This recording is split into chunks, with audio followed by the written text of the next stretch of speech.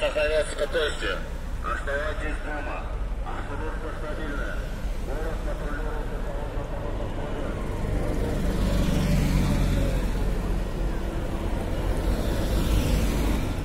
Ну, я считаю, что армия, во-первых, в любой стране армия должна быть вне политики.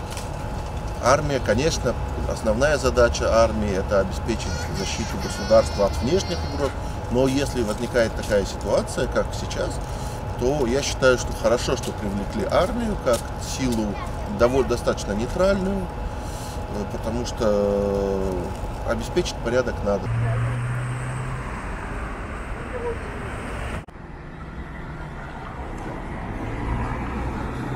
Сейчас киргенде туура болду, анткени шаардын ичи порядок, элде коркунучсуз жүрөт.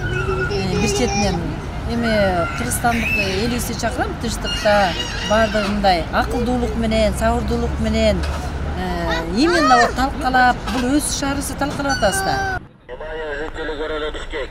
Просим вас Сахарецк готовьте. Оставайтесь.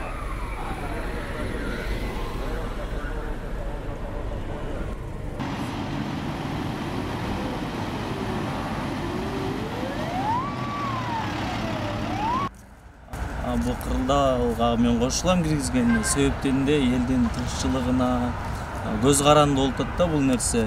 Бул жерде ар түрдө карама каршы күчтөр болуп жатат да. Бул митингди ар ким ар башка түрдө пайдаланып жатат да. Ошон үчүн кырдаал киргизилди. Талаптоно ушуларды алдын алуу үчүн. Бул нерсе мен мындай сүйүндүм, бир жагынан кошулам да.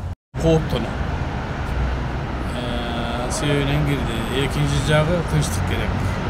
Стабилизация керек. Ошон үчүн киргизилди. Эгер андай кылбаса муну пайдаланалы деген күч да бар да, көп эмес бар.